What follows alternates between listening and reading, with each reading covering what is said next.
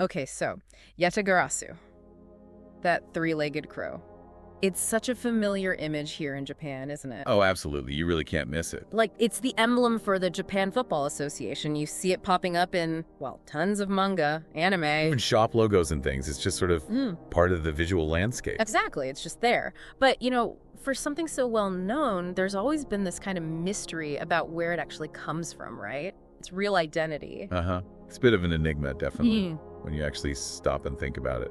Right, and that's really what we want to get into today. Our mission, if you like, is to kind of sift through what we know, the different threads, and see if we can get a clearer picture of this really fascinating figure. Okay, sounds good. So maybe start with the basics, the core mythology. Yeah, let's do that. So the fundamental story is that Yatagarasu is this divine crow, sent by the sun goddess Amaterasu herself. And its big job was guiding Emperor Jimmu, right, to the place that would become Yamato. Precisely. Guiding him to the heartland of ancient Japan. A crucial mission. And it wasn't just like, follow me, was it? This was no ordinary bird. Not at all. Yeah. The stories say it could actually speak. Speak. Wow. Yeah, and even act as a kind of mediator. Yeah. Smoothing things over, preventing trouble during that journey. So like a feathered diplomat, almost. Oh, something like that. A really versatile creature, it seems. Okay, but the three legs, that's the image everyone knows. You're saying that wasn't always the case. That's right. That detail, the three legs, it actually seems to be a later addition. Probably came about around the mid-Heian period. So like 10th, 11th century-ish? Yeah, around then. The original depictions, the earliest mentions, they just talk about a crow, a regular two-legged crow. Huh. That's really interesting. So the iconic look came much later, but the core ideas, the guidance, the sun connection, those were there from the start. Seems so, yes. Yatagarasu is consistently tied to leading the way, and often seen as, well, an embodiment, or at least a messenger of the sun. It kind of makes you think about other guiding figures in Japanese mythology, doesn't it? Like Sarutahiko. That's a good point. Yeah. Sarutahiko, whose name also has that animal link. Sort of.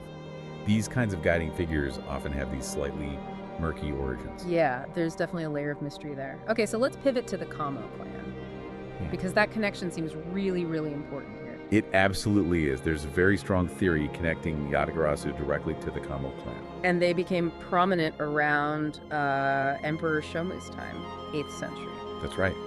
And some suggest their rise was maybe encouraged as a way to kind of counterbalance the huge influence of the Fujiwara clan. Interesting political angle. And the Kamo clan, they were involved with something called kawaraya techniques. That sounds intriguing. It does, doesn't it? These techniques, they're thought to be linked to various esoteric practices, things that were important for court rituals. Okay. And here's where it gets even more fascinating. Yatagarasu is sometimes described as having actual practical support roles within the imperial court itself. Wait, not just mythical guidance, but actual tasks. Yeah, like delivering messages, maybe even helping out with, daily routines, things like that. Wow. That really grounds it, doesn't it? Moves it from pure myth towards something else. And you mentioned before a possible link between this kawaraya and Kabbalah. Yes, it's a really unexpected natural connection. Kabbalah, the Jewish mystical tradition. In ancient Japan, how does that even... Well, it's highly speculative, of course, but it raises these fascinating questions about, potential cross-cultural currents, maybe incredibly indirect ones way back then. Yeah. It's quite mind-bending to consider. It really is. Wild. And just as a side note, there's an idea within Kabbalah about the soul being formed from memories, but only the positive ones contribute to making deities. It's a concept that weirdly echoes some modern spiritual ideas about consciousness and divinity. Huh. That is a really unexpected parallel. So, okay, we have this powerful guiding crow linked to a major clan, maybe involved in court life, potentially connected to these complex ideas. But we also know its actual name, right, from old texts. We do, yes. Ancient records like the Shinti Shiroku and the Yamashovoku Fudoki, they give Yatagarasu's full name. Which is? Kamotaketsunumi no Mikoto. Oh, right. Quite a mouthful. Definitely takes practice. So what's the story behind that name? Kamotaketsunumi no Mikoto. Well, the tradition says this figure, Kamotaketsunumi no Mikoto, was a descendant of a heavenly deity, Kamo no Agatanushi no Mikoto. Okay. And this original deity is said to have first descended way up in what's now Miyagi Prefecture, and then traveled all the way down to Yamato, On foot. On foot from Miyagi. That's a serious journey. It really is. Just to guide Emperor Jimmu, it underscores the sheer importance of this task, this figure. No kidding. So the deity travels all that way. And then, upon reaching Yamato, Kamotaketsunumi no Mikoto transforms into a crow, the crow, Yatagarasu, specifically to guide Jimmu. So the deity became the crow. That's the key connection. Exactly. It's not just a messenger animal, it's the deity in animal form. And the help didn't stop there, did it? There's that other story. Yeah. The golden kite. Yes. Right. During a really critical battle, Jimmu against Nagasunehiko, this golden kite suddenly appears. And its appearance is said to have dazzled the enemy and basically secured the victory for Jimmu. And that kite is also thought to be another form, another manifestation of Kamotaketsunumi no Mikoto. That's the belief, yes. So this one figure, in different forms, was absolutely crucial. Not just guiding Jimmu, but ensuring his military success too. So really instrumental in the founding of Japan as we know it. That's huge. Immensely significant role, yes. And this figure, Kamotaketsunumi no Mikoto, is then connected to the Kamo region, southern Kyoto, what used to be Yamashiro province. Correct. He becomes the ancestral deity, the Ujigami of the Kamo clan there. Which explains why all those Kamo shrines across Japan, especially the really famous ones in Kyoto, Kamigamo, and Shimogamo shrines, they're all linked back to Yatagarasu. Exactly. They are fundamentally places associated with this deity, Kamotaketsunumi no Mikoto, who is Yatagarasu. And you still see hints of it today, right? At Kamigama Shrine, they have things like Karasu Zumo, Crow Sumo. And those Yatagarasu-themed fortunes, the omikuji, the connection is still very much alive there. Okay, so the established understanding then is Yatagarasu Kamotaketsunumi no Mikoto, ancestral deity of the Kamo clan in the Kamo region of Kyoto. It seems fairly straightforward. It seems straightforward, but then things get a bit more complex again when you bring in another major clan from that same area, the Hata clan. Right, the Hata clan. Also incredibly influential, particularly in the Uzumasa area of Kyoto, builders of early temples like Koryuji. Exactly, and major Shinto shrines too, like Matsuno Taisha, and crucially, Fushimi and Ari Taisha. Okay, so we have these two powerful clans, the Kamo and the Hata, basically based in the same part of Kyoto. They were neighbors. Yeah, essentially, yes. Very close neighbors. And think about their main shrines, their ancestral worship centers. Kamigamo and Shimogamo for the Kamo clan, Fushimi and Ari for the Hata clan. Right. Now, the distance between Shimogamo Shrine, which is seen as the main Ujigami shrine for the Kamo, and Fushimi and Ari Taisha, the main Ujigami shrine for the Hata, it's only about 8 kilometers. Straight line distance. 8 kilometers. That's really close. For the core ancestral shrines of two supposedly separate major clans? It is strikingly close. Yeah. It definitely makes you pause and wonder if maybe their relationship was closer than just neighbors. Like maybe they branched off from a common source? Or had some kind of shared ancestry way back? It certainly raises the question, especially since the Hata clan are generally understood to have been immigrants to Japan. It makes you wonder about the Kamo clan's origins too. Could they also have had immigrant roots? And didn't you mention something about their clan crests, the Kamon? Yes. Another little clue perhaps. Hata clan's crest uses Ioe leaves, hollyhock leaves. Okay. And the Kamo clan's crest, it's the Futaba Oi, 2 Ioe leaves. Oh, so very similar. It's a definite resemblance. And on top of that, the designs of the main gates, the Shinmon, at their respective main shrines. They also share some noticeable stylistic similarities. Okay, so let's recap that. Shared territory, main shrines incredibly close, similar clan crests, similar shrine gate designs. Yeah. When you put it all together, it paints a picture of a potentially very deep connection.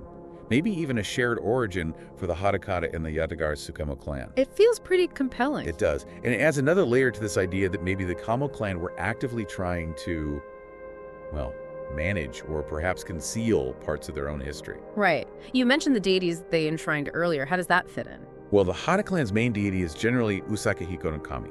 The Kamo clan, as we said, enshrines Kamowaki Kazuchi no Mikoto and Kamo no Agatanushi no Mikoto, who is identified as Kamotaketsunumi no Mikoto. Their own ancestor, basically. Exactly. They seem to be enshrining figures directly from their own lineage, which, again, could suggest they were carefully crafting their own distinct origin story, controlling the narrative. That makes sense. It's like saying our gods are us, and there was something else. 2 different branches of the Kamo clan itself. Yes, that's another twist. Around the same time in Kyoto, you had 2 groups, both called Kamo, spelled differently though. How so? One used kanji characters meaning, roughly, celebration or congratulation.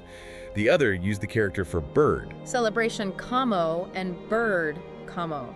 Both in Kyoto, same pronunciation. And Kamogamo Shrine is associated with the celebration Kamo. Shimogamo Shrine is linked to the bird Kamo. Okay, so 2 branches linked to the 2 main shrines. Right. But here's the kicker.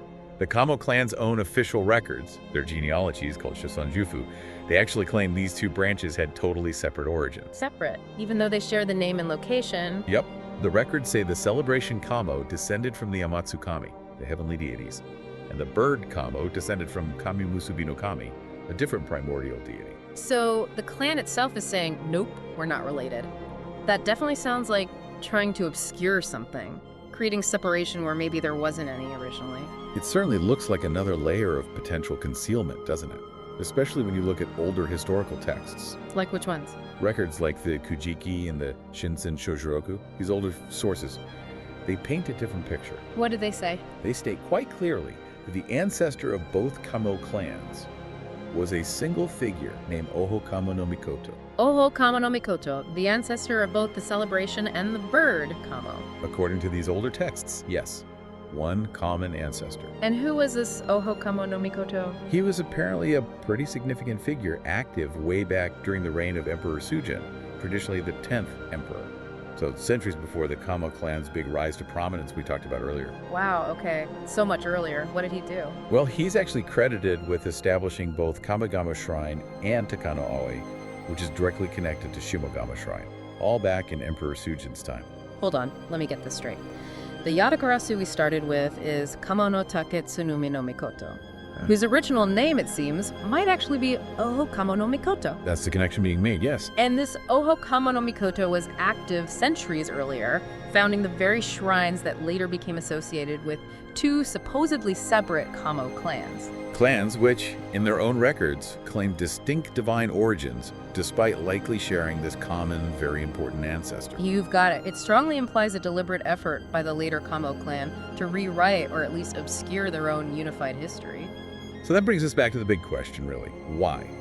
Why would the Kamo clan, the Yatagarasu clan, so tied into the foundation myths, go to such lengths to hide or reshape their own story, their true identity? That really is the million-dollar question, isn't it? It is. The fact that they seem to have put so much effort into concealing things, Yeah.